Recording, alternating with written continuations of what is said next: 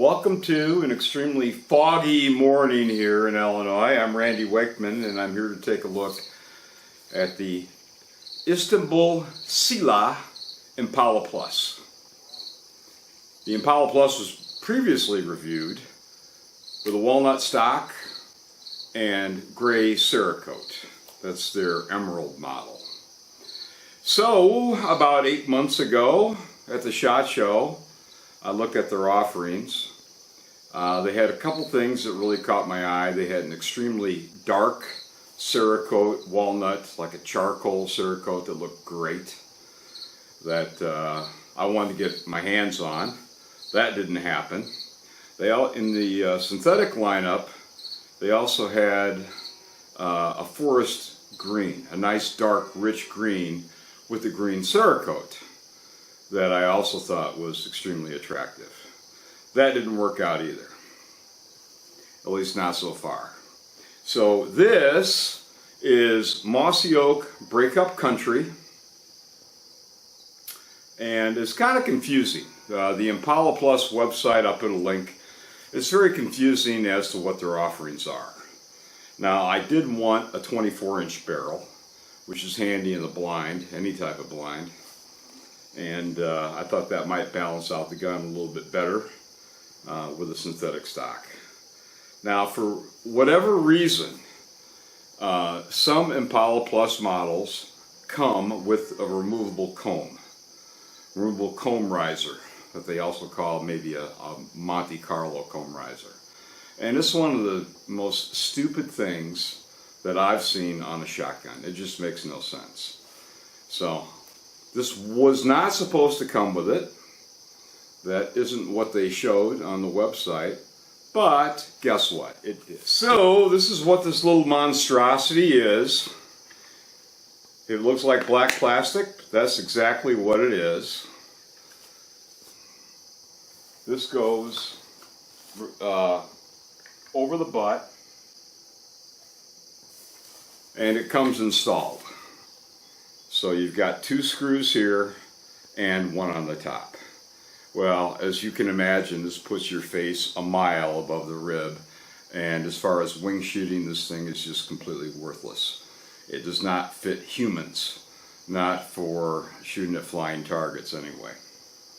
So, if you get one of these, which I don't recommend, they do make the synthetic model without the comb riser. I don't know why the comb riser exists, really. I wish they wouldn't bring those things over here, unless perhaps it was on a slug gun, something that had extremely high raised iron sights. But with a bead, makes no sense whatsoever. It's just, like I said, what can I say? It's stupid. So anyway, my example came with this nasty little trick installed, which is no good.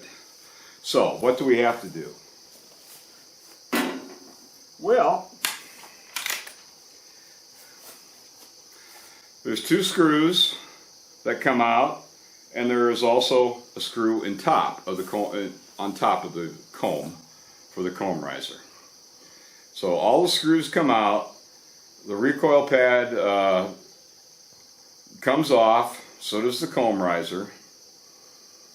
Now, in order to displace the thickness of the comb riser array, you have to put in a little plastic shim, which is supplied, so that goes in the buttstock. When you do that, it leaves an unsightly gap between the recoil pad and the buttstock. So, also included is kind of a cheesy way to take care of this, is just an O-ring. So that, they give you an O-ring that you can slip around it, and it kind of sort of fills the gap. But if you look at it close, it's an O-ring. So it's pretty sloppy as far as I'm concerned. Also, when you remove the comb riser, you're left with a hole in the top of your buttstock.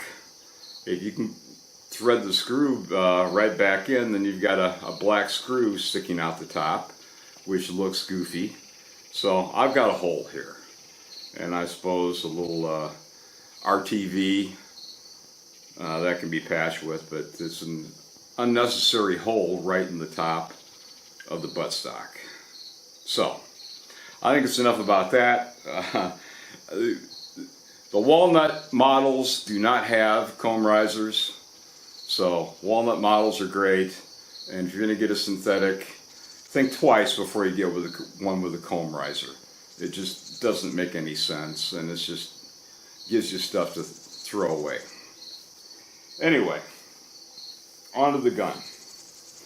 It's about 6 3/4 pounds, just like the walnut. This has a 24-inch barrel. Just like the previous gun, the trigger's on the heavy side. Now Dave at Precision Sports in Oshkosh did a great job lightening the trigger for me. I don't like super heavy triggers at all. Let's take a look here.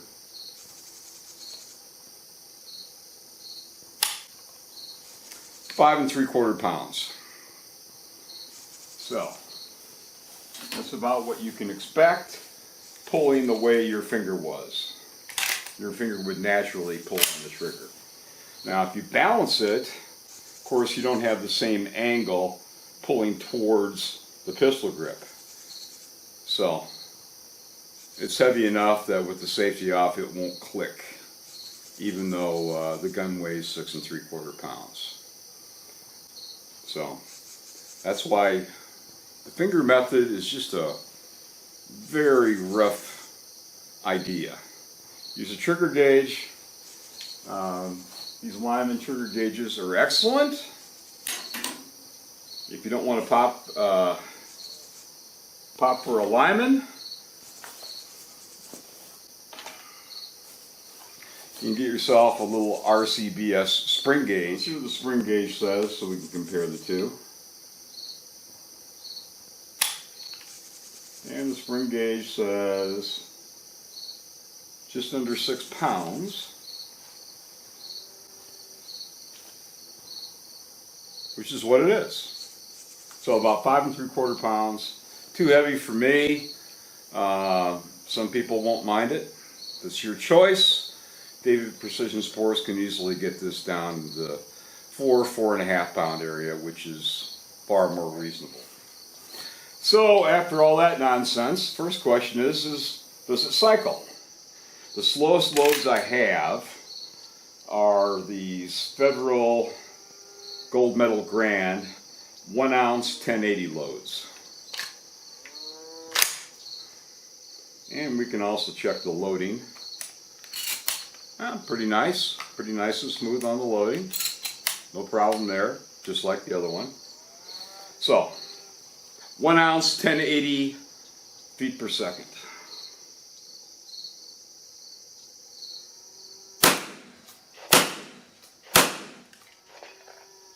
Not a problem. These are Fiocchi 1250 feet per second, 1 ounce. So we'll try a couple of these. They also load nice and smoothly. You see the ejection is a little more brisk. So, the gun works just fine, as I expected it to. The barrel is an Invector Plus barrel. Istanbul Sila makes Winchester branded shotguns, and a lot of the components, if not the complete gun, for Browning Portugal assembled shotguns. But if you have a Winchester semi-auto, it's made by Istanbul Sila. They've been in business 20 years. So they're not amateurs to the gun industry. So that's what we have so far. So it's going to be a little while before all this fog burns off. But the target's set up at approximately 21 yards. So I just want to check point of impact. I've screwed in a modified True Lock Precision Hunter extended choke. So that should be sufficient to check the point of impact. So let's just do that. So that is a well-centered pattern. So just like the prior Impala Plus, it's just a point of aim. So I don't think anybody has to worry about that. I don't think anybody's going to be upset with this point of impact. The Impala Plus does a fine job.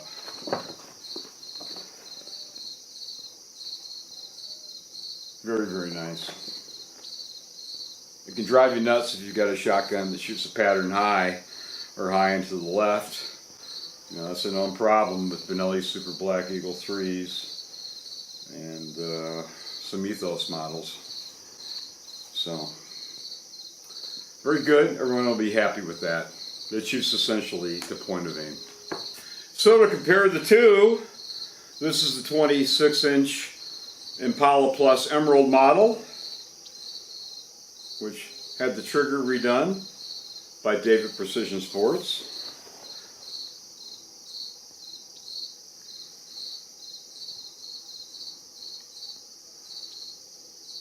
Of the two, absolutely I prefer the wood.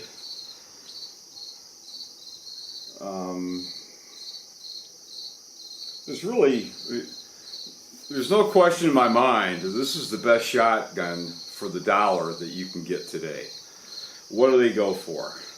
Well, some of the walnut blued models that Impala Plus calls the narrow, they're $380 or so right now today. In that neighborhood, as low as $380, maybe a little cheaper if you shop around. And that it's just a bargain in Bidenomics days 2023. Excellent. So I prefer the walnut, but here we get into personal preference.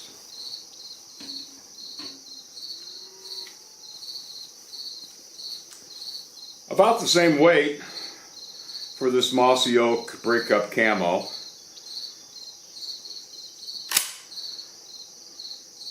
There isn't much in the way of checkering. It's fairly smooth finish, but you do have some nice finger wells here. So I don't think anybody's going to have any problem with it. If you want something that's going to be out in the rain all the time or whatever, I guess you might want the camo. This model goes for street price $420, $425. So regardless of what model of the Impala Plus you pick out, you're going to be under $500. I think, like I said, under $500, as low as maybe $380 for a blued walnut or a blued plastic. The only possible quibble I have about the fit and finish of the walnut is that the forearm has a little bit of a gap as it meets the receiver. You can probably see that on camera. So there's a little bit of gap there at the top, and that's on both sides. Now that's being really, really picky for a $400 12 gauge semi-auto, but it's there. And everyone I've seen is the same way. So that's my only niggle there. But for the money, in both cases, you do get a lot of goodies in the box. You get, these are Invector Plus barrels, you get 5 chokes. In the case of the camo, you get a sling. You do get the spacer if you go with the nasty comb riser part. But very generous with the chokes. The synthetic models also come with a sling and, of course, choke wrench. But you get 5 chokes, and according to the owner's manual, their full choke is steel shot rated. So that's unusual. So check them out for yourself. I would say at the moment, just get yourself a Cerakote walnut or a blued walnut. Better looking gun, and the price is phenomenally good. So the question is, do I still think it's the greatest bargain in semi-automatic shotguns? Yes, I do. I really do, because cycles well, The safety is not the little pencil head safety. It's a little more generous. Good safety, easy loading, good function with 1080 1-ounce loads. So for just a 12 gauge autoloader at this price, I mean it beats a lot of shotguns at twice the price. And the recoil pad is very similar to the original Browning Inflex pad, so it's a good recoil pad as well. Better than many. Let's put it that way. Oh, a final note: a lot of people have been asking about when is the Impala Plus going to be available in 20 gauge. Well, I don't know. I was told it was ready to go originally with a late 2023 release, but the last I've heard is that it's going to be introduced at the 2024 SHOT Show. So I would presume it'll be next year, late spring, maybe early summer before any 20 gauges are out. Of course, I have no idea how well the 20 gauge is going to work. I'm looking forward to it because the 20 gauge at this price point is going to be a surefire winner. So I hope it comes out great, but we'll have to wait on that. Thank you.